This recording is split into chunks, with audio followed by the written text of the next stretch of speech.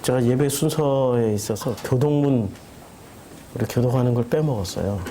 갑자기 이렇게 성도님들이 많이 오시니까 또 전에 뵀던 이 친숙한 얼굴들 아유 참 반갑습니다.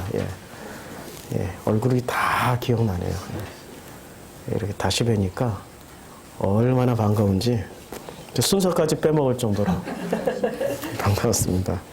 우리 대신에 교동문 대신에 오늘 말씀이 출애굽기 20장 9절부터 11절까지거든요. 이 말씀을 우리 다 함께 읽는 걸로 20장 9절부터 여기 있습니다. 9절부터 11절까지 다 함께 읽겠습니다. 다 함께 봉독하겠습니다. 시작. 엿새 동안은 힘써 내 모든 일을 행할 것이나 일곱째 날은 내 하나님 여호와의 안식일인지 너나 내 아들이나 내 딸이나 내 남종이나 내 여종이나 내 가축이나 내 문 안에 머무는 객이라도 아무 일도 하지 마라. 이는 엿새 동안에 나 여호와가 하늘과 땅과 바다와 그 가운데 모든 것을 만들고 일곱째 날에 쉬었음이니라. 그러므로 나 여호와가 안식일을 복되게 하여 그날을 거룩하게 하였느니라. 아멘. 우리가 안식일 두 번째 지금 말씀을 나누고 있는데요. 이제 십계명 우리가 한 주간 동안에 십계명 좀 읽어와 주십시오 했는데 이 되게 굉장히 짧잖아요. 읽어오셨습니까? 예, 잘 안 되죠. 왜냐하면 마음이 콩밭에 가 있어서 그래요. 마음이 하나님을 만나고 하나님을 향하여서 존재는 하지만 생각이 지금 다른 데 붙잡혀 있는 거예요. 근심 걱정, 노심초사 이런 데 붙잡혀 있기 때문에 그 마음에 소원하는 것에 집중할 수가 없는 거예요. 마음으로는 정말로 하나님 만나는 걸 소원하잖아요. 또 그 하나님이 내 삶에서 함께 하시는 것을 체험하기를 정말로 소원하고 있잖아요. 그런데 생각에 붙들려서 살고 있어요. 2019년도는 그 생각을 뛰어넘는, 그래서 진짜 마음이 원하는 대로 사는 한 해가 되기를 주님의 이름으로 축원합니다.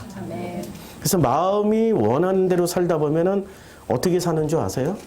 마음대로 살게 돼요. 근데 우리가 마음대로 살기를 원하면서 마음대로 살아본 사람이 있냐고요? 없는 거죠. 정말로 마음대로 살기를 원하는데 그 마음대로 살아본 사람이 지구상에 한 사람도 없어요. 아니 있잖아요. 저 돈 많았던 정주영 회장님이나 모든 권력을 가졌던 로마의 황제나 미국 대통령이나 뭐 빌 게이츠나 심지어는 얼마 전에 돌아가신 세계 최고의 갑부 중에 한 분이셨던 스티브 잡스나 이 사람들은 마음대로 살지 않았을까요? 상황과 조건이 다 갖추어졌으니까 마음대로 살 수 있었을 것 같은데요 라고 생각하지만 착각입니다. 우리말에 아주 쉬운 말이 있어요. 천석구는 천가지 걱정, 만석구는 만가지 걱정. 빌 게이츠는 빌 게이츠 걱정. 미국 대통령은 대통령 걱정, 정주영은 정주영 걱정. 스티브 잡스는 스티브 잡스만큼의 걱정을 하고 사는 거죠. 마음대로 못 살아요. 왜냐하면 마음이라는 것 자체를 모르기 때문에. 우리는 마음대로 산다라고 하면 자기 생각대로 사는 것을 마음대로 사는 걸로 알고 있는데 그건 자기 생각일 뿐이에요. 마음의 근본은 무엇이죠? 마음의 근본은 나입니까? 하나님입니까? 대답하기가 쉽지가 않으신가 봐요. 대답을 안 하시는 거 보니까. 오늘은 칠판 중심이 아니라 모니터 중심으로 하겠습니다. 왜냐하면 이 축복 화환이 5주년 기념 이 화환이 칠판을 가리게 돼가지고 여기 쓰면 안 보이실 분들이 계셔서 오늘은 이 모니터 중심으로 모니터를 보시면서 제 얼굴을 보시면서 이렇게 좀 해보자고요. 이 마음이라는 게 마음의 근본이 있는 겁니다. 마음의 근본이 뭐지요? 마음의 근본이 내 마음이니까 마음은 누구 거예요? 내 마음이라고 그러잖아요. 내 마음이니까 마음은 누구 거예요? 내 거라고 생각하죠? 이제까지 잘못 배우신 겁니다. 마음은 내 게 아니라 마음은 누구 거예요? 아, 그렇죠. 잘 배우셨어요. 하나님의 거예요. 창세기 1장 27절에 하나님이 자기 형상 곧 하나님의 형상대로 사람을 창조하셨어요. 그럼 우리 안에 하나님의 형상이 존재하는 거죠. 근데 하나님의 형상이 뭐냐 이거예요. 하나님의 형상 하면은 사람들은, 대부분의 사람들은 뭐라고 얘기를 합니까? 내 영이라고. 영이 곧 하나님의 형상이라고들 이제까지 배워 먹었어요. 그렇잖아요? 그래서 우리가 이 하나님의 영을 회복하자. 하나님의 영을 회복하자라고 말을 하는 순간부터 방향성이 어디로 갑니까? 신사도주의로 가는 거죠. 신비주의로 가는 거죠. 그래서 예배 시간마다 신사도주의 무슨 아이합 이런 데 가면은 예배 시간마다 뭐라고 초청을 합니까? 하나님의 영이여 성령이 오시옵소서, 성령이 오시옵소서. 성령이 오시는 겁니까? 내 안에 있는 하나님의 형상이 깨어나야 되는 겁니까? 바울도 깨어나라고 그랬고요. 예수도 깨어나라고 그랬어요. 눈을 뜨라고 말씀하셨습니다. 오는 게 아니에요. 오는 게 아니라니까요.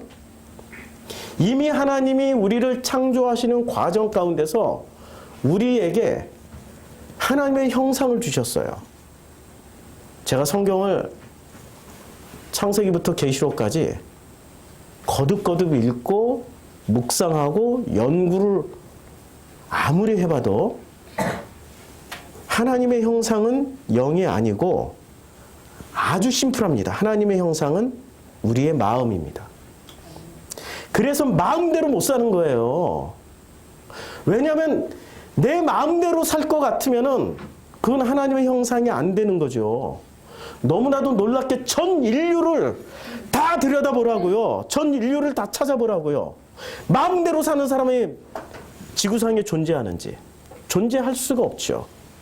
왜냐하면 마음대로 산다라는 것은 하나님의 형상대로 사는 건데, 하나님의 형상은 누가 담겨 있는 거예요?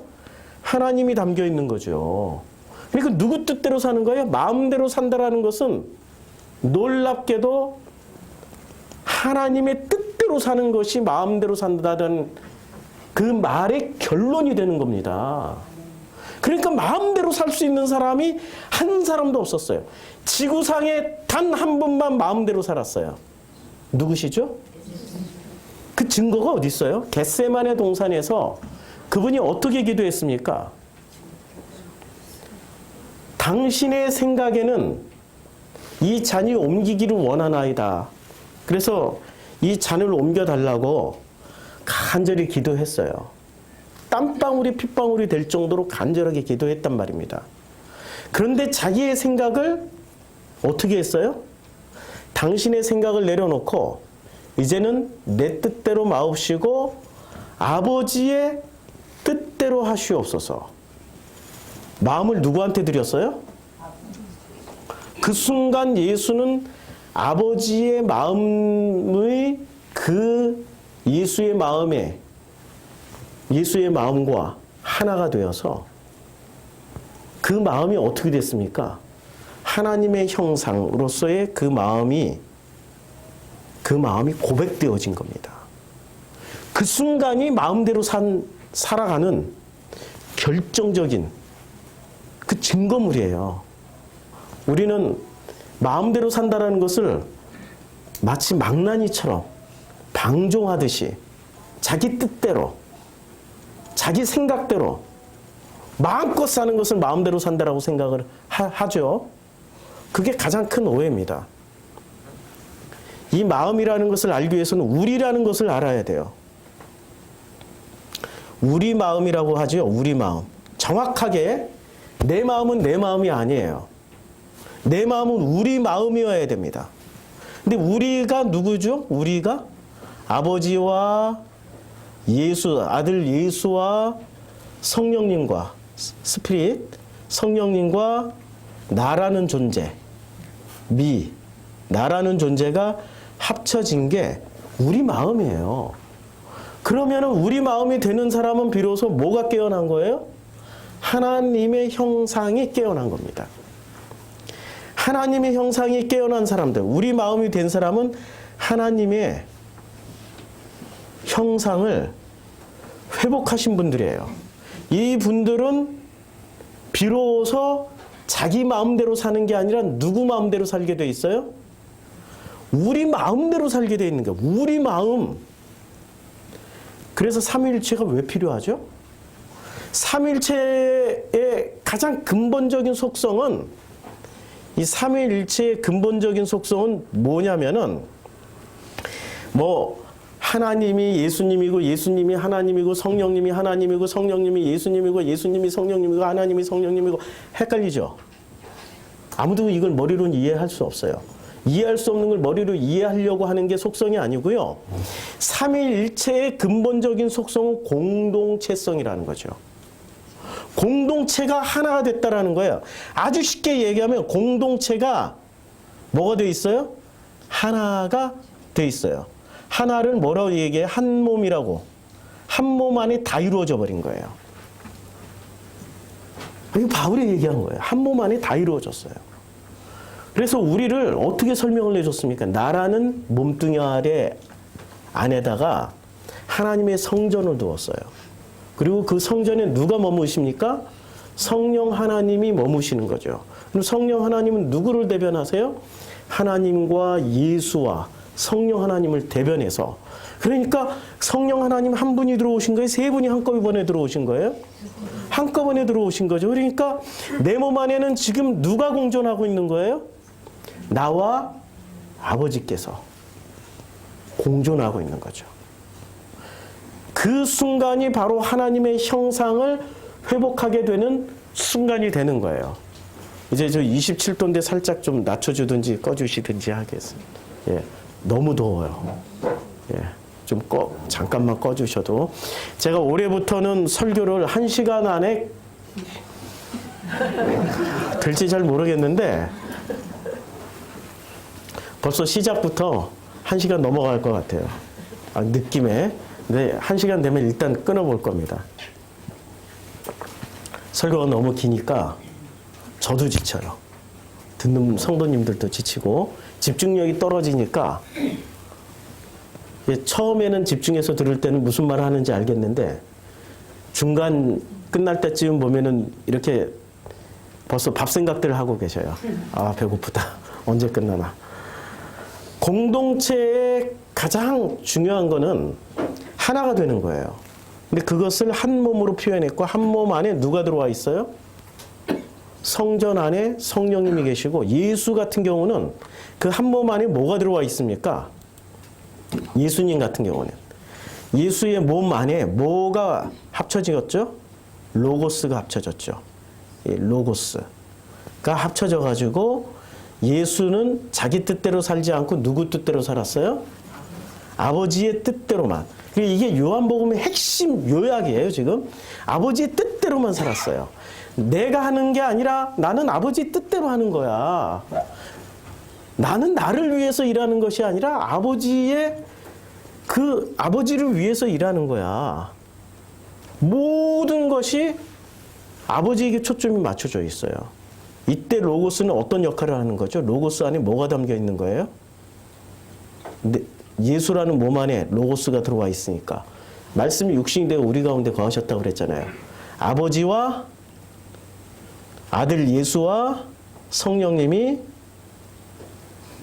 함께하는 그 자리가 로고스라는 자리예요. 그래서 말씀이 우리 안에 늘 있어야 되는 거예요. 그래서 이 예배 시간, 말씀을 읽는 시간이 굉장히 중요한 거예요. 성경을 읽어야 되는 거죠. 성경, 이 로고스가 담겨있는 이 성경을 읽어야 되는 거예요. 근데 성경을 읽고 있습니까? 성경을 읽어야 되는 거예요. 그래서 제가 방법을 제시했어요. 요한복음 강의할 때는 일주일에 한 번씩 요한복음을 읽어오자. 처음부터 끝까지 다 읽는 게 부담이 되면 하루에 한 장이라도 읽어오자. 하루에 한 장이라도. 십계명을 설교하면 십계명을 읽어오자. 십계명 부담이 안 되죠. 네. 머릿속에 암기하는 것도 있잖아요. 나 외에 다른 신을 섬기지 마라. 그거 암기라도 해보자.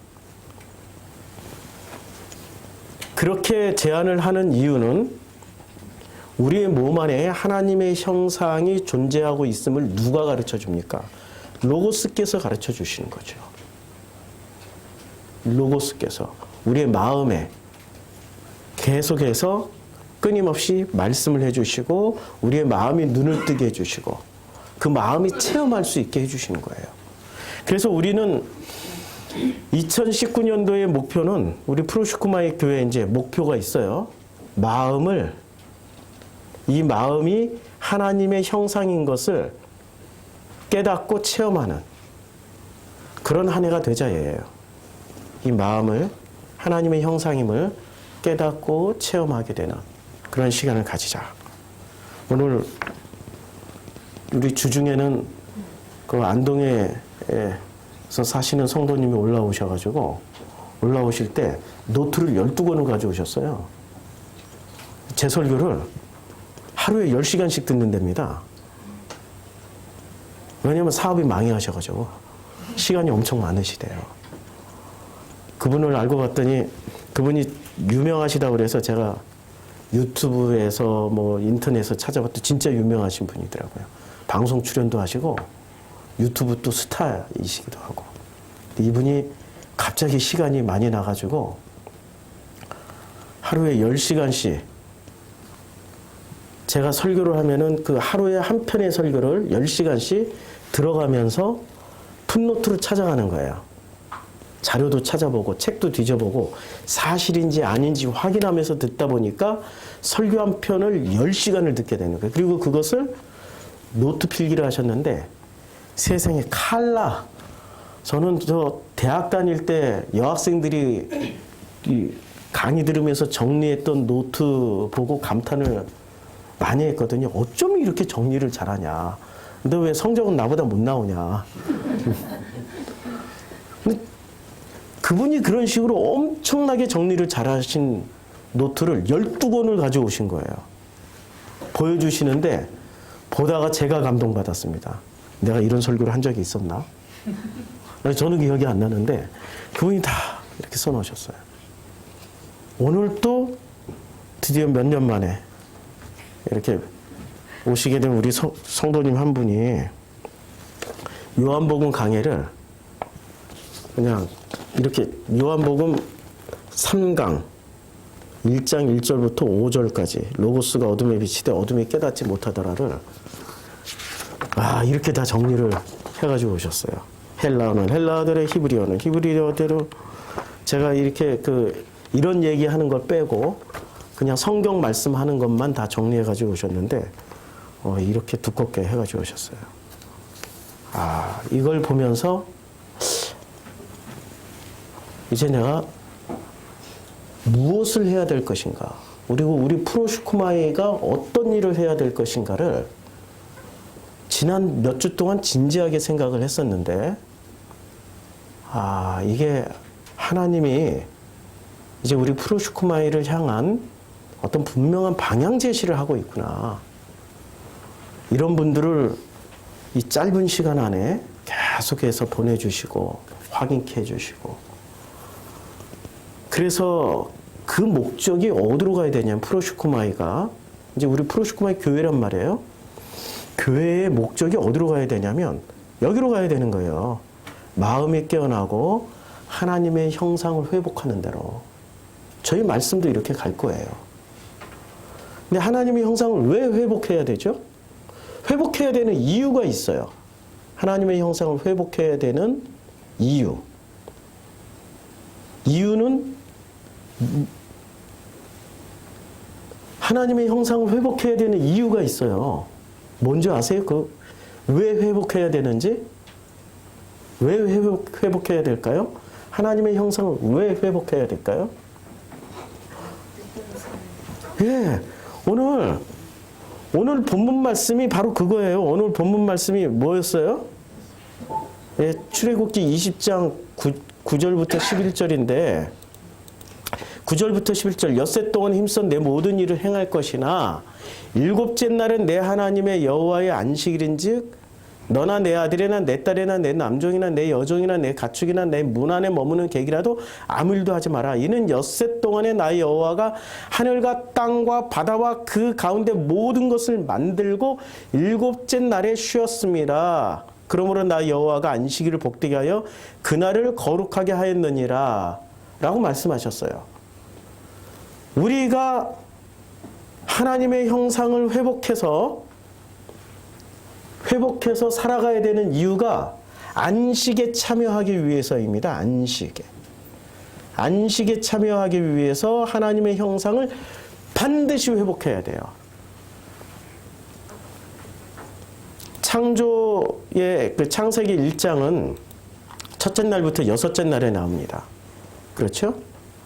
자, 첫째 날은 이제 태초에 하나님이 천지를 창조하시니라 이렇게 말씀을 시작하세요. 근데 첫째 날의 상황이 어땠습니까? 하나님이 천지를 창조하실 때의 상황이 어땠어요? 땅이 혼돈하고 공허하고 세 번째 흑암이 깊은 곳에 있고 네 번째 하나님의 영이 수면 위를 운행하고 있었어요.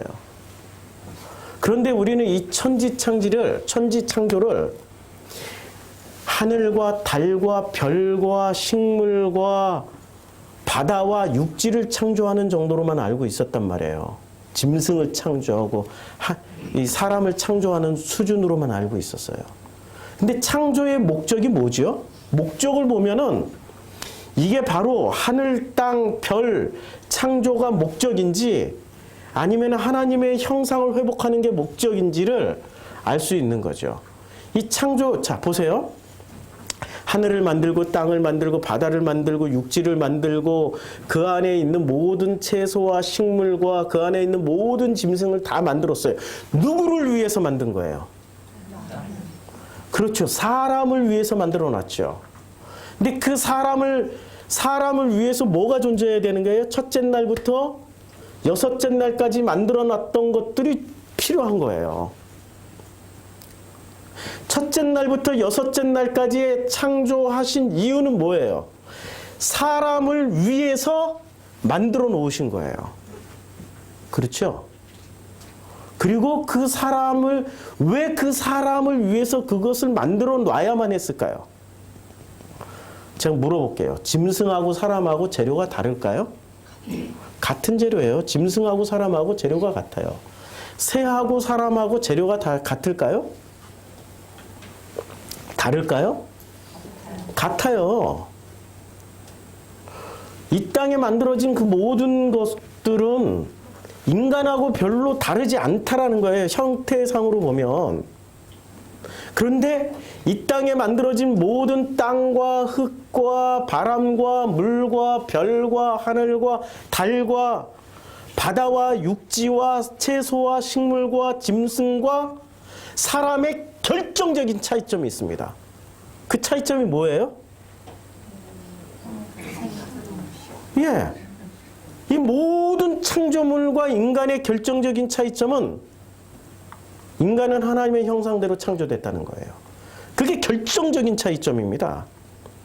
하나님이 1장 26절에 우리의 형상을 따라 우리의 모양대로 우리가 사람을 만들자라고 말씀하고 있어요. 우리의 형상. 우리라고 그랬죠. 아까 공동체성이라고 말씀드렸죠. 그 공동체성에 따라서 그 공동체의 그 공통 분모를 가지고 만들어진 존재가 누구라는 거예요? 사람이에요. 나예요, 나. 그러면 나라는 존재는 하나님의 형상으로 만들어졌다는 겁니다. 하나님의 형상으로 만들어졌기 때문에 우리가 어떤 능력을 가지게 돼요? 바다의 물고기와 하늘의 새와 가축과 온 땅과 땅에 기는 모든 것을 어떻게 해요? 다스릴 권세를 받아버리는 거예요. 하나님의 형상은 이걸 다스릴 수가 있는 거예요. 자, 이때 문자주의로만 이해하면은 여기서 좌절하는 거죠. 우리 성도님들이 사자를 다스릴 수 있어요? 코끼리를 다스릴 수 있냐고요. 심지어는 개새끼마저도 다스릴 수가 없어요. 그렇게 말 안 듣는 개들이 있어요. 그렇게 말 안 듣는 고양이도 있다고요. 근데 그 권세를 받았는데 왜 우리 집 개는 말을 안 듣냐 이거야. 그리고 그 식물들에게 명령을 했는데 왜 소산을 안 내냐 이거야. 대추는 규칙이 있잖아요. 한 해 풍년이면 다음에는 쉬어요. 대추 키워본 사람 아시잖아요? 대추나무는 한 해 풍년이면 다음에는 쉬어요. 그 다음에 또 풍년이고 그 다음에 쉬어요. 신기한 규칙을 가지고 있어요. 그런데 대추를 매년 먹고 싶어. 그래서 대추나무한테 명령하는 거야. 올해도 풍년이 될 쩌다! 좀 목소리도 좀 거룩하게 해가지고 나사렛 예수 그리스도 이름으로 명령하노니 올해도 풍년을 이룰 쩌다 했는데 망해버렸어. 있을 수 있잖아요. 왜 문자 그대로 이해를 하게 되면은 우리는 이런 문제에 부닥치게 된다고요. 그러니까 이 다스리라고 하는 얘기는 명령에서 풍성하게 풍년을 이루고 모든 짐승 사자 이리와 하면은 이리 오고 호랑이 무릎 꿇으라 그러면 호랑이 무릎 꿇는 이런 다스림이 아니라는 거죠. 어떤 다스림일까요? 어떤 다스림일까요? 나의 형상을 깨어나게 되면은 하나님의 형상은 다스릴 수 있어요. 근데 하나님의 형상은 다스릴 수가 없어요. 이 전제 조건이 그렇게 되는 거예요. 하나님의 형상은 어떻게 해요? 다스릴 수 있지만, 자, 하나님의 형상인 사람은 분명하게 다스림을 할 수 있어요. 그런데 하나님의 형상이 아닌 사람은 어떻게 돼요? 다스릴 수가 없어요. 그럼 이 내용이 무슨 내용일까요? 첫째 날부터 여섯째 날까지의 핵심 키워드는 사람을 창조하는 거예요. 하나님의 형상인 사람을. 근데 그러면 하나님의 형상이 아닌 사람은 첫째 날부터 여섯째 날까지 만들어진 것이 사람을 다스릴까요? 사람이 첫째 날부터 여섯째 날까지 만들어진 것을 다스릴까요? 질문을 다시 명확하게 드릴게요. 하나님의 형상이 된 사람은 첫째 날부터 여섯째 날까지 만들어진 것을 다스릴 수가 있죠. 네. 근데 거꾸로 하나님의 형상이 아닌 사람은 첫째 날부터 여섯째 날까지 만들어진 것을 다스릴 수가 있나요? 없나요? 다스릴 수가 없으니까 이 세상을 살아갈 때 근심 걱정하면서 살아가요. 여섯째 날에 뭘 주셨어요? 하나님이 여섯째 날에 우리에게 만들어 놓으시고 해주신 말씀이 있습니다.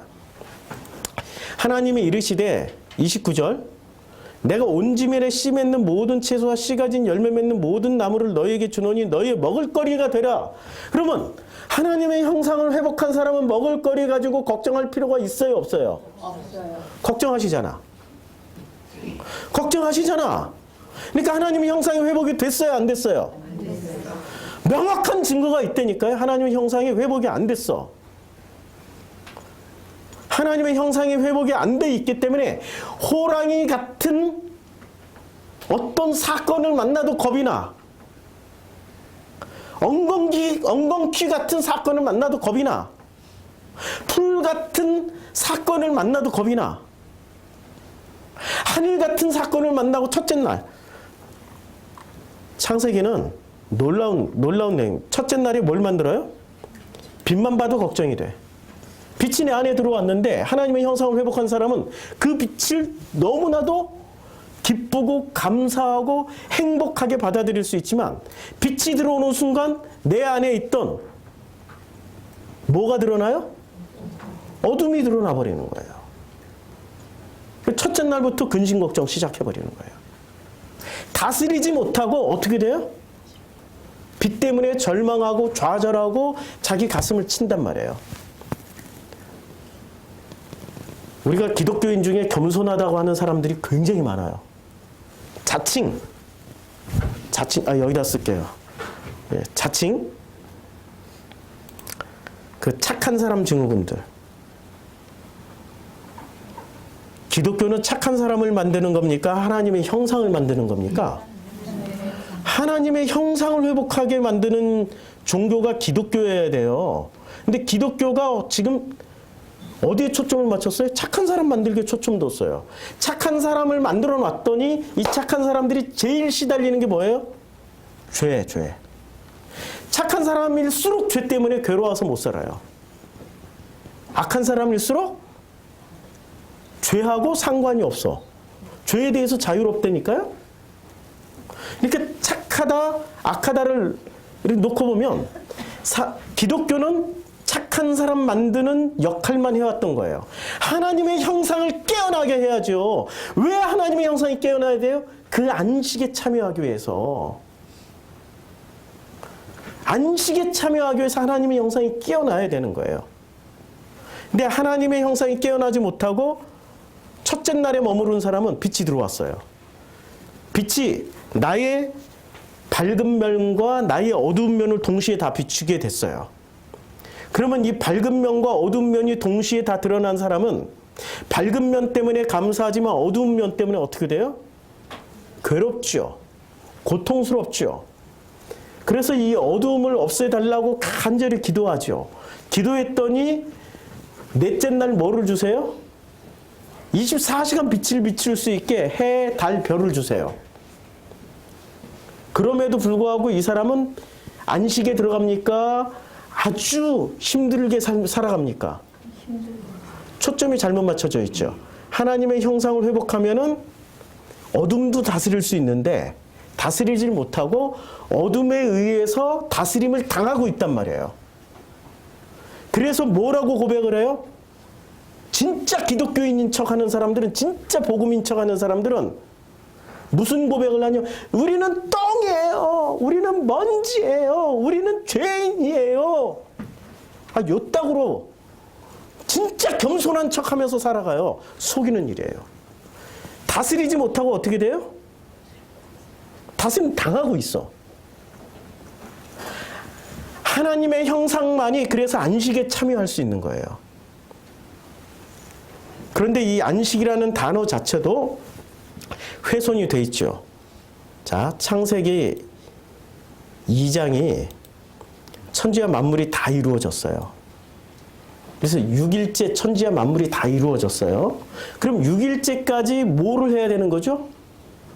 우리 믿는 사람들은 첫째 날, 둘째 날, 셋째 날, 넷째 날, 다섯째 날, 여섯째 날을 통해 가지고 우리는 뭐를 회복해야 돼요?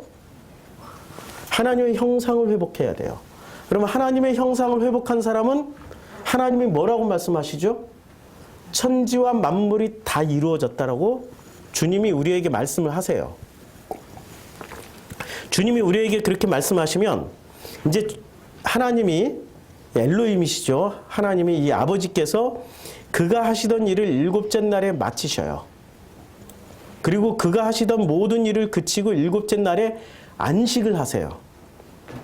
그리고 하나님이 그 일곱째 날을 복되게 하사 거룩하게 하셨으니까 이는 하나님이 그 창조하시며 만드시던 모든 일을 마치시고 그날에 안식을 하세요. 그런데 이때 하나님이 안식을 할 때 하나님 혼자 안식을 하는 거예요? 아니면 우리랑 함께 안식을 하는 거예요? 우리랑 함께. 하나님의 형상 안에는 누가 들어가 있다고 그랬죠? 하나님의 형상은 공동체가 회복된 우리가 들어가 있는 거죠. 그러니까 나 혼자 안식 들어가는 게 아니라 하나님도 누구랑 함께 안식에 참여하세요? 하나님의 형상을 회복한 우리라는 존재와 함께 안식에 들어가세요. 그러니까 안식에 들어갈 수 있는 유일한 조건은 뭐예요? 안식에 들어갈 수 있는 유일한 조건은 하나님의 형상을 회복한 사람들만이, 하나님의 형상을 회복한 사람들만이 요게 여섯째 날이 걸려요. 이게 6일이 걸려요. 6일. 드디어 일곱째 날에 안식에 참여가 가능해지는 거예요. 도식이 이해가 되세요? 그러니까 여섯째 날은 어떻게 살아야 돼요? 형상을 회복하는 그 과정으로 살게 되면 여섯째 날 회복이 되는 순간 이게 6일이 걸린다는 거예요. 여섯째 날 회복되는 순간 우리는 7일째 비로소 안식에 참여하게 되는 거예요. 죽어서 되는 건가요? 살아서 되는 건가요? 살아서 되는 거예요. 이거 죽어서 되는 게 아니에요. 살아서. 그래서 살아서 그것을 하나님의 형상을 체험하고 회복한 사람은 이제 안식을 누려요. 근데 안식을 어떤 식으로 누려요? 안식을 어떤 식으로 누리냐고요? 다스리면서 누려요. 먹거리? 지금 제일 첨예한 문제가 먹거리 아니에요. 직장 잘리면 어떻게 되지? 돈이 없으면 어떻게 되지? 밥은 어떻게 먹고 살지? 제일 중요한 문제가 먹거리 문제 아니에요. 그렇잖아요. 내 가족은 내가 어떻게 먹여 살리지? 자유롭기 시작해요. 자유롭게 시작한다니까요. 자, 그럼 자유롭다라는 말 안에 벌써 뭐가 들어가 있냐면 자유 안에는 자유라는 단어가 우리 여기서 자유라는 단어가 너무나도 많은 오해를 받는 단어 중에 하나예요. 자, 진짜 자유가 있어요. 참 자유가 있고 가짜 자유, 이것을 방종이라고 그러죠. 가짜 자유를 방종이라고 그러는데 방종이 있어요. 참 자유와 방종은 분명히 다르겠죠. 제가 말씀드리는 이 행위가 이 사람은 참 자유를 누리는 사람인지 방종을 누리는 사람인지 한번 보세요. A라는 사람이 있어요. 근데 이 사람은 자기가 하고 싶은 거 다 해.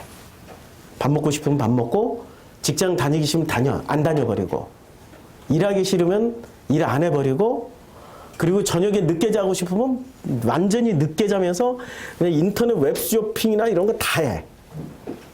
하고 싶은 대로. 그냥 자기가 하고 싶은 대로 다 누리고 살아. 이 사람은 참 자유를 누리는 사람일까요? 방종하는 사람일까요? 왜 방종이 되죠? 주님의 뜻인지 아닌지 아무도 모른단 말이야. 왜 방종이 되는 거죠? 그 어떤 것도 책임을 안 져요. 책임이 없는 거야, 책임이. 자, 참 자유는 누가 누리는 거예요? 나 혼자 누리는 거예요? 아니면 나와 함께 우리가 된 우리라는 공동체가 누리는 게 참 자유일까요? 우리 공동체가 누리는 게 참 자유예요. 그러면 내 뜻대로 하는 거예요? 아니면은 우리의 뜻으로 하는 거예요? 근데 우리의 뜻 중에 가장 강력한 책임을 가지신 분이 누구세요? 나예요? 아버지예요? 아버지예요. 그렇죠. 그러니까 아버지는 모든 일에 책임을 지세요. 믿어지시죠? 모든 일에 책임을 지신다니까요. 반드시 믿어지셔야 되는 거예요. 모든 일에 책임을 지시는데 이 모든 일에 책임을 지시는 그 책임감이 누구에게도 전달이 돼야 되는 거예요? 하나님의 형상인 나에게도 전달이 되어져야 되는 거예요. 그러니까 방종, 우리는 자유라고 하면은 전부 다 어떤 자유를 꿈꾸냐면 방종을 꿈꿔요. 책임감 없이 무책임하게 살아가는 거. 무책임하게 살아가는 우리 인간이 태어나서 죽을 때까지 그 시간 안에 무책임하게 살아가도 되는 시간이 있어요. 언제? 갓난아기 때. 갓난아기 때는 무책임하게 살아가도 돼. 똥 싸고 싶을 때 싸버리고 먹고 싶으면 막 달라고 떼써도 되고 그때는 방종이라고 하지 않아요. 그때는 방종이라 하지 않고 그때는 그냥 애기야. 저 애기짓 한다. 애기짓 해. 애기짓 하는 거야. 그래서 그 애기들은 어떻게 돼요? 무한 보호를 받게 돼요. 그런데 이 애기가 20살이 됐어요. 20살 청년이 됐단 말이에요. 20살 청년인데도 불구하고 아직도 애기짓을 해. 그러면 어떻게 되죠? 맞아야지. 걔는 좀 맞아야 돼. 방종을 하면 할수록 많이 맞아야 돼. 그런데 엄마도 성장하지 못하고 이 아들도 성장하지 못하고 딸도 성장하지 못하고 아빠도 성장하지 못했어. 그러면 안 때려. 그냥 애기로만 보이니까. 20살인데 애기야 아직도. 엄마가 보기에도 애기고 아빠가 보기에도 애기야. 그러니까 20살짜리한테 20살짜리가 아직도 애기 짓을 똑같이 하고 있어요. 그래도 제 눈의 안경이라고 내 애기니까. 어떻게 키워요? 밤늦게 잠을 자든 밤새 무슨 인터넷 뭐 게임을 하든 20살짜리가 직장에 안 다니든 학교를 안 다니든 아무 상관없어. 넌 내 옆에만 있어다오. 그거는 자식을 잘 살리는 길인가요? 망가뜨리는 길인가요? 그건 누가 봐도 망가뜨리는 길이에요. 그렇게 50이 됐어. 그놈 새끼가. 그놈 새끼가 50이 됐어. 50에도 그렇게 살아가. 근데 문제는 부모는, 육신의 부모는 그때 자식 새끼가 50이 되면 그 부모는 80쯤 될 거란 말이에요. 경제적 능력을 상실해. 못 해준다고. 그게 문제야. 우리는 지금 하나님을 어떤 식으로 생각하고 있어요? 무한 방종하는 나를 무한히 참아주고 인내해주는 은혜로우신 아버지로 생각하고 있어요. 그 아버지는 좋은 아버지일까요? 그 안 좋은 아버지라니까요. 그러니까 예수가 요한복음 8장에서 유대인과 논쟁을 바리새인과 논쟁을 벌일 때 너희 아비는 마귀야. 왜 마귀라고 그랬을까요? 그들은 방종을 하고 있었단 말이에요. 아버지의 뜻대로 살지 않고 누구의 뜻대로 살았어요? 쥐들 뜻대로 살았어요? 자기네들 뜻대로 살았어요? 자기네들 뜻대로 살려고 예배 시스템도 바꿔버리고 성경도 자기네들 식으로 해석해버리고 모든 것을 자기네 식으로 다 바꿔버렸어요. 그렇잖아요. 그렇게 바꿔서 자기네들 뜻대로 살아간 그 바리새인들한테 유대인들한테 예수가 뭐라고 그랬어요? 너희 아비는 마귀야. 너희 아비는 마귀라니까? 진짜 아버지는 아니야. 진짜 아버지였더라면 어떻게 해요? 그거 다 뜯어 고쳤어. 그러니까 너희가 믿고 있는 그 아버지는 진짜 아버지가 아니라 마귀야.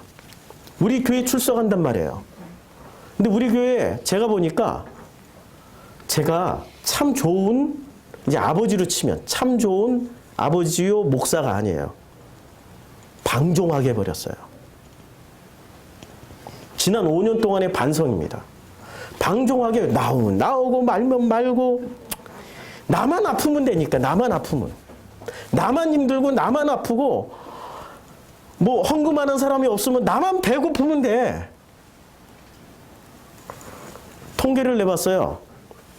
지난 1년 동안 제 사례비가 이제 한 달에 200만 원씩 받아요. 한 달에 200만 원씩 받는데 총 그 보너스까지 다 합쳐가지고 2,600만 원을 받았어요.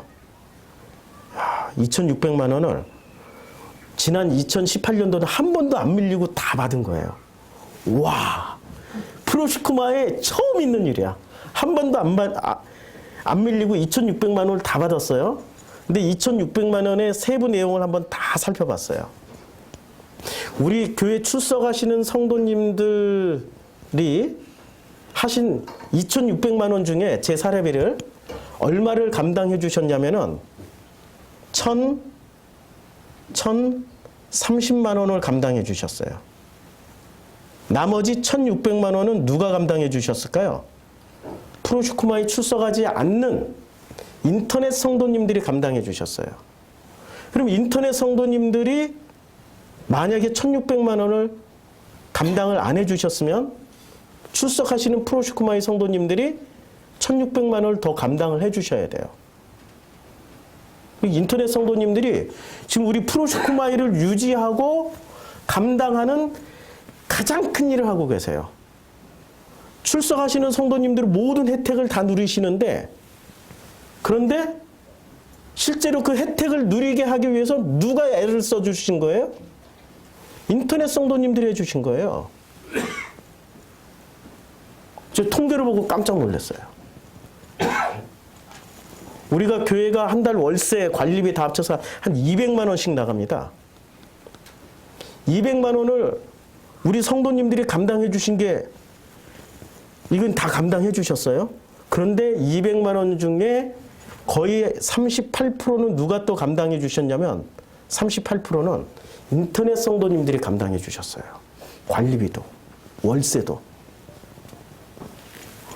만약에 인터넷 성도님들이 없었으면은 교회가 유지하기도 힘들 뿐더러 저는 사례비가 아예 없는, 이게 전부 다 관리비로 들어가야 되니까 1년 동안 손가락만 빨면서 살아야 되는, 그러면서 나는 하나님의 형상을 회복했는데 왜 이렇게 자유롭지 못하냐? 그럼 누구를 탓해야 되냐? 방종하는 성도님들을 탓해야 되나? 아니면 이게 지금 그 성도님들을 못 가르친 나를 탓해야 되나? 제가 지난 5년 동안 나를 탓하고 살았어요. 너무 내가 나를 때리다 보니까 지난 한 달 동안 저는 병에 걸려서 꼼짝달싹을 못했어요.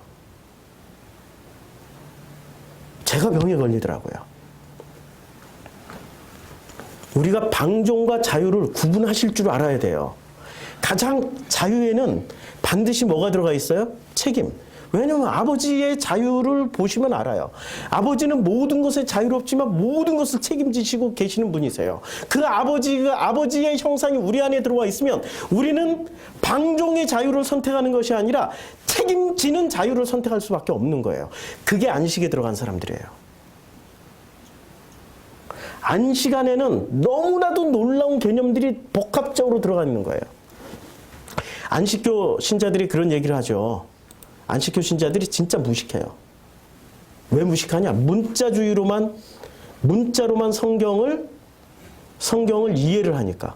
문자. 성경에 있는 모든 글자를 글자 그대로 믿어야 된다. 그래, 안식일을 지키자. 우리가 안식일을 지키니까 안식교는 우리가 정통이야. 그 안산홍 증인회 지금 이름 바꿨죠. 하나님의 교회. 거기도 안식일 지켜요. 안식일을 지키자. 여호와 증인도 안식일을 지키자. 안식일을 지키자라고 말을 하는 그 사람들은 우리가 안식일을 지키니까 우리가 정통이야. 그러면 그래, 안식일은 지키는데 왜 성경에 나오는 660가지의 율법을 왜 안 지켜? 그럼 10계명은 지키고 있냐고 한번 찬찬히 따져보자고. 돼지고기는 왜 먹어? 순대 먹지 마. 성경에 순대는 먹는 품목이 안 들어가 있단 말이야. 꽁치, 고등어 그런 거 먹으면 안 돼요. 문어, 낙지, 오징어 먹으면 안 돼요. 뭐만 먹어야 돼요? 정해진 것만 먹어야 돼. 이슬람처럼 소고기, 양고기만 먹어야 돼. 돼지고기도 먹으면 안 돼요. 어디 그것뿐이에요? 예수는 거기다 하나 더 했어요. 간음하지 마. 에다가 하나 더 했어. 눈으로 보고 야, 참 예쁘다 라고도 생각하지 마. 지키는 사람이 있어요? 나머지 하나도 안 지키고 뭐만 지켰다고 자기네들이 제일 정통이고 거룩하다고 그래요? 안식일. 예수 시대에 요 안식일 하나 지켰다고 예수를 때려 죽인 사람들이 있습니다. 누구예요? 바리새와 유대인들이에요. 바리새가 뭐 가지고 자기네들이 정통이라고 주장을 했습니까? 안식일 하나 지킨 거 가지고 우리가 정통이야. 예수는 안식일을 안 지켰기 때문에 비정통이기 때문에 너는 죽어야 돼. 안식일을 안 지킨 것 때문에 요한복음에서는 예수를 죽이려고 시작한 거예요. 모든 복음서에서 보면은 예수를 죽이려고 했던 직접적인 동기는 안식일날 일을 한 거야. 안식일을 깨버린 거야. 그래서 예수는 반드시 어떻게 해야 돼요? 죽여야 돼. 그 사람들이 누구였어요? 바리새, 사두개, 제사장, 유대인들이었어요. 근데 안식일만 지키자라고 주장하는 것들이 지금의 누구예요? 지금으로 치면 그 사람들이 바리새야. 자기네들이 안식일 하나 지켰기 때문에 우리가 정통이야 라고 말하면은 그들이 바리새라니까 그들 먼저 없어져야 돼. 그들 먼저. 지금 안식일 논쟁의 핵심은 지켜라, 지키지 마라가 아니라 안식에 참여하려면 가장 핵심적인 것이 지키느냐 안 지키느냐가 아니라 뭐예요? 회복해야 되는 거예요. 뭘로 회복해야 되죠? 여섯째 날 우리 인생을 뭐라고 얘기를 할 수 있을까요? 우리 인생을 우리의 인생을 나그네길, 순례자길 뭐 수없이 표현할 수 있죠. 성경은 뭐라고 표현했냐면 창세기 1장에서는 우리의 인생은 첫째 날부터 여섯째 날에 첫째부터 여섯째 날 이 6일간의 삶의 과정이 이게 바로 우리의 인생이에요. 이게 우리의 인생이 첫째 날부터 여섯째 날까지가 우리의 인생이에요. 이 인생에서 인생을 살다가 드디어 하나님의 형상을 회복한 사람은 어떻게 된다고요? 이 회복한 사람은 비로소 어디로 들어가냐면 하나님과 함께 참여하게 되는 이 안식에 들어가는 거예요. 이게 창세기 1장과 2장이 쓰여진 목적입니다. 그런데 이 안식의 중요한 의미는 하나도 모른 채, 하나님의 형상도 회복하지 않은 채 보이는 껍데기만 지키자 이거야. 예수가 그거 깨러 온 거 아니에요. 보이는 껍데기만 지켰던 그 바리새인들한테 너희가 안식일법 그거 지킨다고 하나님 기뻐하는 게 아니야. 안식일을 준수한다고 기뻐하는 게 아니라 그 하나님과의 안식에 참여하는 하나님의 형상을 회복하는 게 중요한 거야. 그 하나님의 형상 회복 방법을 다 가르쳐 주고 가셨잖아요. 어떻게 회복해요? 내 뜻대로 마옵시고 아버지 뜻대로 하시옵소서. 그게 하나님의 형상을 회복한 사람의 최종 결론이에요. 내 뜻대로 마옵시고 아버지 뜻대로 하시옵소서. 내가 오늘부터 숙제를 하나 드릴게요. 우리 교회 좌우지간 몇 년 만이든 어쨌든 간에 우리 교회 처음 오신 분들은 토요일 날 10시까지 오세요. 그래서 증문즉답을 한번 해보자고요. 궁금한 것들. 그렇게 최소한 3개월 동안은 토요일 날 오전 10시에 3개월 동안 저랑 같이 보내고 난 후에 이제부터 우리 프로슈크마의 정식 신자로 제가 등록을 하겠습니다. 어떤 과정도 없으니까 문턱도 없고 세상에 이 교회라는 울타리도 없으니까 그냥 멋대로 자기 마음대로 방종 주머니 호주 이렇게 쫄래쫄래 와서 구경 한번 하고 에랍시가 마음에 안 드네. 아 이거 목사 저거지 하는 소리가 기가 막히네. 야 저거보다 더 잘 설명하는 데가 있다. 야 고리로 가자. 이제 저는 우리 프로시쿠마의 교회에 사명감을 가졌습니다. 5년 동안 시행착오를 겪고 나니까 사명감을 가졌어요. 복음을 찾는 사람들의 마지막 여정지가 프로시쿠마의 교회가 되게 하자.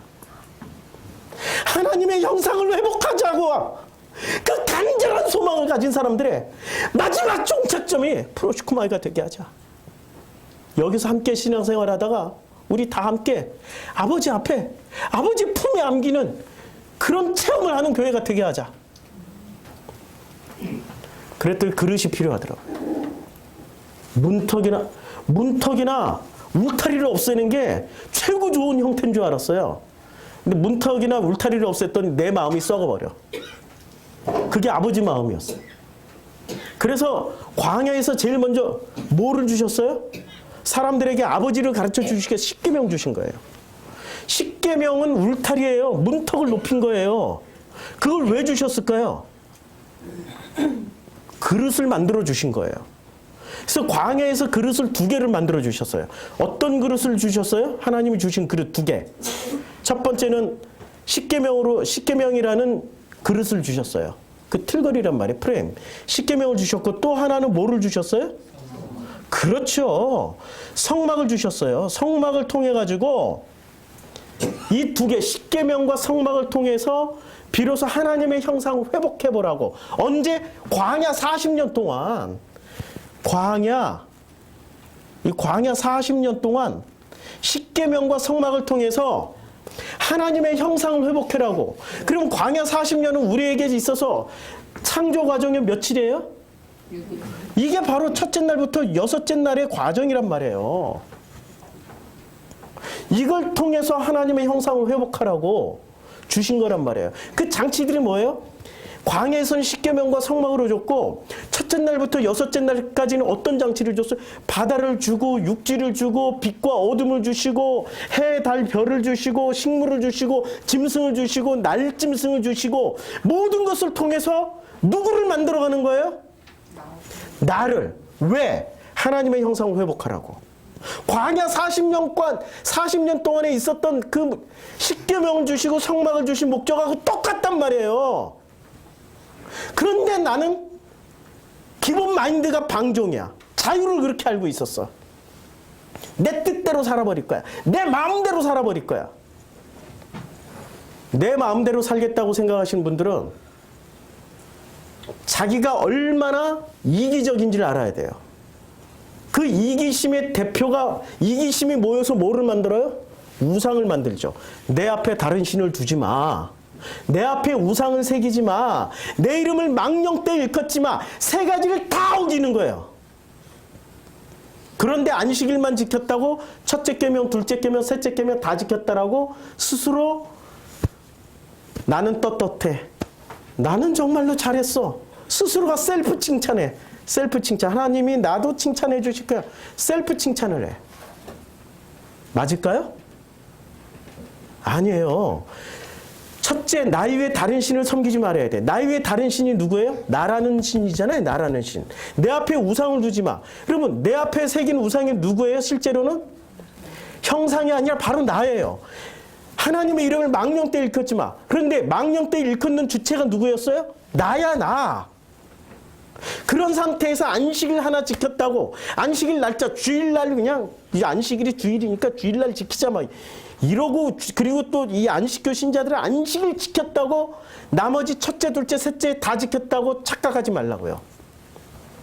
첫째, 둘째, 셋째 계명이 모여서 안식이 이루어지는 거예요. 지금 십계명을 주신 목적은 나 이외에 다른 신을 섬기지 말고 내 앞에 우상을 두지 말고 하나님의 이름을 망령때 일컫지 않는 사람들의 비로소 안식에 참여하는 자격을 부여받고 그 안식에 참여하는 것 자체가 그게 안식일을 준수하는 겁니다.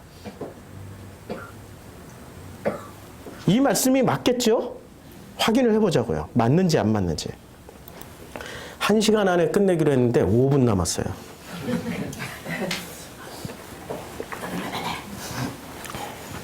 자, 이제 히브리어로 보면 엿새 동안 힘써 행할 것인, 힘써 내 모든 일을 어떻게 해요? 내 모든 일을 행할 것이나. 자, 엿새 동안에는 힘써서 이 내일이라는 게 뭐예요? 우리의 모든 일을 행한다는 거예요. 그럼 나의 모든 일은 무슨 일이죠?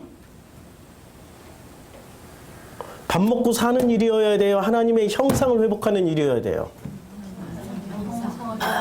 관점을 바꾸셔야죠. 하나님의 형상을 회복하는 일에 모든 에너지를 다 써야 되는 거예요. 여기서 일이라는 단어를 보면은 멜라카예요. 멜라카. 근데 이 멜라카가 성경에 그렇게 많이 나오는 단어가 아니에요. 많이 나오는 단어가 아니고 창세기 2장 2절에 최초로 등장합니다. 하나님이 지으시던 일이 일곱째 날에 이르를 때에 마치시니 그 지으시던 일이 다음으로 일곱째 날에 안식하시니라. 그러니까 안식에 들어갈 때 최초로 쓰여진 단어가 메라카예요. 근데 이 메라카가, 자, 이 메라카의 일을 잘 보시라고요. 창세기 2장 2절에 똑같은 단어가 쓰여졌어요. 메라카. 너희의 모든 일을 여섯째 날 힘써 행하라 할 때 그때 최초로 쓰여졌던 메라카는 창세기 2장 2절에 쓰여졌는데 이때 이 일이 나의 일이었어요? 하나님의 일이었어요? 그러니까 메라카가 쓰여진 근본적인 주체는 하나님의 일이란 말이에요. 그러니까 엿새 동안 우리는 누구 일을 해야 되는 거예요? 하나님의 일을 하는 거예요. 근데 그 하나님의 일이 뭐예요? 열심히 가서 막 종교 생활을 하라는 거예요? 하나님의 형상을 회복하라는 일이에요? 하나님의 형상을 회복하는 게 하나님의 일이었어요. 왜? 첫째 날부터 여섯째 날까지 그 하나님의 목적이 뭐였어요? 하나님의 형상을 회복하는 거잖아요. 그런데 우리는 하나님의 형상을 회복하는데 주력을 한 게 아니라 무슨 일에 주력을 했어요? 종교 생활에 주력해버렸어요. 착한 사람 되는 것에 주력을 해버렸어요. 착한 사람 되는 게 중요할까요? 하나님의 형상을 회복하는 게 중요할까요? 하나님의 형상을 회복한 사람이 더 착할까요? 착한 사람이 된 사람이 더 착한 사람일까요? 헷갈리죠? 착하다라는 걸 누가 인정을 해주냐 이거지. 하나님이 인정해주면 진짜 착한 거야. 세상이 인정해주는 착함은 그건 착함이 아니야. 세상의 임금은 누구예요? 마귀라니까. 생각을 바꾸지 않으면은 우리는 엉뚱한데 방향 설정을 해서 나가요. 요한복음 1장 1절부터 3절까지가 하나님을 향한 존재로 그냥 존재하고 있으면 그 존재 자체는 뭐라고 얘기를 해줘요? 너희가 로고스야. 로고스라는 말이 무슨 뜻을 가지고 있다고 그랬어요, 아까? 우리야, 우리. 하나님의 형상을 회복한 우리라니까 존재하고 있어야 돼. 근데 하나님을 향해서 존재를 해야 되는데 사람들은 하나님을 향해서 존재하지 않고 누구를 향해서 존재하고 있죠? 거꾸로 자기를 향해서 존재해요. 나를 위해서 존재한다니까요.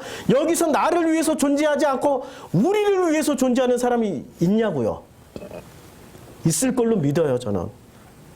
그런데 결정적으로 선택하는 것을 보니까 누구를 선택해요? 우리의 뜻으로 선택을 해요? 나의 뜻으로 선택해버려요. 지난 프로슈크마이 5년 동안 수없이 나를 선택한 사람들 때문에 우리 프로슈크마이가 문 닫을 뻔을 한 5번을 했었어요. 5번. 그런데 그때마다 하나님이 너무나도 놀랍게 살려주시더라고요. 당신의 주권을 보여주시는 거예요. 아버지의 뜻만 바라보고 저는 그게 옳은 줄 알았어요. 문턱 없애고 그냥 울타리 없애버리는 게, 그러면은 하나님의 형상을 회복한 사람들이 스스로들 깨어나서 그 종교 생활 했던 것보다 더 기쁘게 더 진심으로 초대교회 사도행전 2장의 교회가 회복되는 줄 알았어요. 아니었어요. 그래서 하나님도 광야에서 십계명과 성막을 주신 거예요.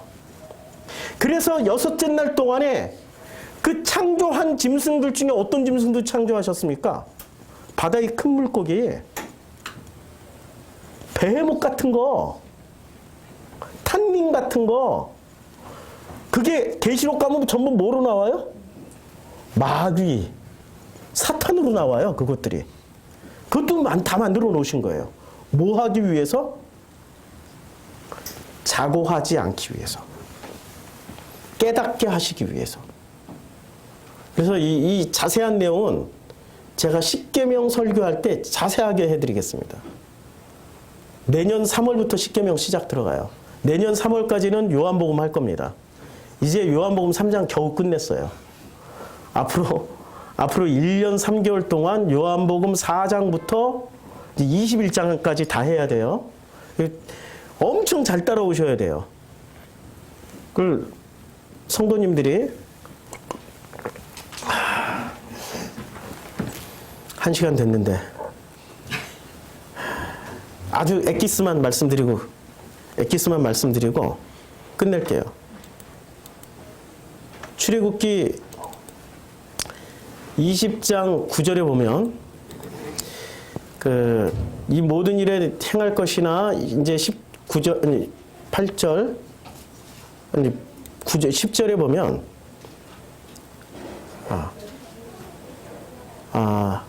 9절 10절 안식일을 8절에 보면 안식일을 기억하라고 그랬어요. 안식일을 기억하라. 근데 이 기억이라는 단어를 잘 보면 자카르예요. 이 자칼이 언제 최초로 등장하게 되냐면 창세기 8장 1절에 처음으로 등장을 해요. 하나님이 노아와 그와 함께 방주에 있는 모든 들짐승과 육축을 관념하사 바람으로 땅 위에 불게 하심에 물이 감하였고 권념하사예요. 이제 권념하사라고 번역을 했어요. 그러니까 기억하라라는 단어가 권념하사. 권념이 무슨 뜻인지 모르겠는데 권념이 그러니까 무슨 뭐 기억도 하시고 아니면 강권하시기도 하고 뭐 이렇게 어떤 행위예요. 어떤 행위. 어떤 행위를 했는데 그 행위의 주체가 최초로 창세기에 쓰여진 행위의 주체가 인간이었어요? 하나님이었어요? 하나님이셨죠? 그러니까 이 자카르를 쓸 수 있는 사람, 쓸 수 있는 존재는 인간이 아니라 하나님이 최초로 쓰셨어요. 자, 그 다음에 또 9장 15절에 등장합니다. 9장 15절에 내가 나와 너희와 및 혈기 있는 모든 생물 사이에 내 연약함을 기억하리니. 그러니까 누가 기억을 해요? 인간이 기억한다는 얘기예요? 하나님이 기억하신다는 말씀이에요? 하나님이 기억하신다라는 거죠. 자, 그 다음에 창세기 9장 16절 무지개가 구름 사이에 있으리니 내가 보고 또 나 하나님과 땅에 무릇 혈기 있는 모든 것의 생물 사이에 된 영원한 언약을 기억하리라 했는데 기억하리라 했으니까 누가 기억하는 거예요? 사람이 기억해야 되는 거예요? 하나님이 기억해야 되는 거예요? 주체가 그러니까 자카르라는 단어의 주체는 주로 누가 쓰여졌어요? 창세기에서는? 하나님이 주체로 쓰여진 거예요. 19장도 마찬가지. 19장 뭐 29절도 하나님이 들의 성들을 멸하실 때 들의 섬들을 멸하실 때 곧 롯에 거하는 성을 엎으실 때 아브라함을 생각하시는데 누가 생각하시는 거예요? 하나님이. 그럼 나머지 더 찾아볼 필요 없죠. 그래도 한 번 더 30장 22절 하나님이 라헬을 생각하신지라. 그러면 누가 라헬을 생각했어요? 자, 그러면 이 자카르라는 단어는 주로 주어가 누구일 때 빛이 나요? 하나님. 자, 그러면 안식일을 기억하라라고 했을 때는 내가 기억해야 되는 거예요? 아버지가 기억하신다는 뜻이에요? 아버지가 기억하신다. 그런데 안식일을 지금 누가 기억해서 안식일을 지키려고 애를 써요? 바리새인들이 그랬죠? 유대인들이 그랬죠? 지금 안식교가 그랬죠? 뭐 하나님의 교회가 지금 그러고 있죠? 여호와 증인들이 그러고 있죠? 누가 기억하고 있어야 되는 거예요? 하나님이 기억하는데 그 하나님의 기억에 참여한 사람들이 누가 참여를 해요? 하나님의 형상을 회복한 사람들만이 함께 기억해서 그 안식에 참여가 되는 거예요. 그런데 왜 안식일의 주체를 누구로 바꾸려고 그래요? 하나님이 아니고 누가 안식일의 주체가 되려고 그래요? 기억하고 있는 내가 주체가 되려고 그래. 내가. 그렇게 그런 잘못을 저질렀던 사람들이 누구였어요? 바리새인들이었어요. 그거 바꾸시려고, 그거 고쳐주시려고 예수가 오셨던 거 아니에요. 지금도 마찬가지야, 지금도. 그쵸? 안식일에 참여하는 사람들은 누가 참여합니까? 하나님의 형상을 회복한 사람들만 안식에 참여할 수 있어요. 그 안식에 참여하는 사람들은 하나님이 기억하시듯이 우리도 그 안식을 기억해서 이 땅에서 그 안식을 누리다가 이제는 이 생명이 다 마치는 날, 그 안식의 연장선상인 아버지의 품, 그 천국, 그 하나님 나라로 들어간단 말입니다. 믿어지십니까? 아멘. 오늘 다 못다 한 것은 수요 성경 공부 8시에 할 겁니다. 사실은 이제 본론 들어온 거예요, 이제. 이게 너무 어려우니까 그냥 서두가 이렇게 길었던 거예요. 개념을 바꿔야 되는 일이지, 이게 개념이 바뀌어야 이해가 되는 거지, 문자 몇 개 가르쳐 준다고 해서 되는 일이 아니에요. 개념 바꾸는데 1시간 썼어요. 1시간 5분 썼어요. 이제 성경 공부 수요 성서학당에 이 본문 가지고 치열하게 하겠습니다. 보세요. 안식일 기억을 치열하게 한다라는 게 동사, 칼, 부정사 절대형이에요. 그리고 이제 기억의 주체를 보면은 엿새 동안은 내 모든 일을 행한다라고 할 때 이게 창세기 2장이 나오는데 여기 시제를 보면은 딱 하나만 얘기하고 창세기 2장 1절 이렇게 넘어가요. 자, 천지와 만물이 다 이루어졌어요. 천지와 만물이 다 이루어졌다라고 얘기할 때 완료예요, 미완료예요, 시제가? 미완료는 어떤 상태를 얘기한다고 그러죠. 히브리어는 시제 개념이 아니에요. 우리말은 시제만 있고 히브리어에는 시제가 없고 상태만 있어요. 그러면 다 이루어진 상태는 지금 다 이루니라 완벽하게 이루어진 겁니까? 현재 진행형으로 계속 이루어지고 있는 중입니까? 진행형. 시제로 변환하면 지금 계속해서 이루어져 가고 있는 중이에요. 그러니까 천지창조 전체가 우주창조고 뭐 이런 의미 부여를 해요. 그런데 그것이 끝난 게 아니라니까요. 지금도 하나님은 지금도 어떻게 하고 계신다라는 얘기예요? 일하고 계시는 상태란 얘기야. 그러니까 얼마나 감사해요. 나라는 존재를 지금 엿새 동안 열심히 일하셔서 하나님의 형상으로 만들고 계시다라는 증거 아니에요. 그렇죠? 그런데 2장 2절에서 이제 2장 2절에서 마쳤어요. 그리고 일곱째 날에 하나님이 안식을 하세요.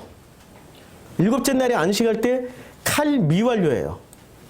하나님이 지으시던 일이 일곱째 날에 이를 때 마치니 그 지으시던 일이 다음으로 일곱째 날에 어떻게 해요? 안식을 하셨는데 안식도 칼 미완료예요. 그럼 당신은 안식을 끝 하고 이제 팔짱 끼고 쉬는 게 아니라 어떻게 하시겠다는 얘기예요? 끊임없이 안식에 참여하는 일을 하고 계시는 거예요.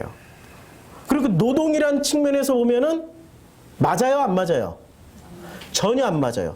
이거는 지금 어떤 상태를 설명하는 거예요. 이 설명을 수요성서학당에 하겠습니다. 수요성서학당에 와야 들을 수 있습니다. 자, 이제는 오늘 말씀을 여기서 끊고요. 다 함께 우리 다 함께 기도하겠습니다. 오늘은 갑자기 많이 오시니까 저도 막 순서가 헷갈려요. 네. 하나님 감사합니다. 안식일에 참여하는, 그래서 그 안식을 기억해야 되는 그 주체가 나 혼자가 아니라 우리였습니다. 아버지와 아들과 성령님과 하나가 된 우리. 그래서 양자라 불리우는 우리, 하나님의 자녀라 불리우는 우리가 비로소 안식일을 기억하며 그 안식에 참여할 자격을 부여받습니다. 2019년도 한 해 동안 저희를 하나님의 형상으로 회복시켜 주시고 회복시켜 주시는 그 하나님의 자녀들이 이제는 그 안식을 체험할 수 있는, 그리고 그 안식을 누릴 수 있는 놀라운 축복을 허락하여 주시옵소서. 예수님의 이름으로 기도드렸습니다.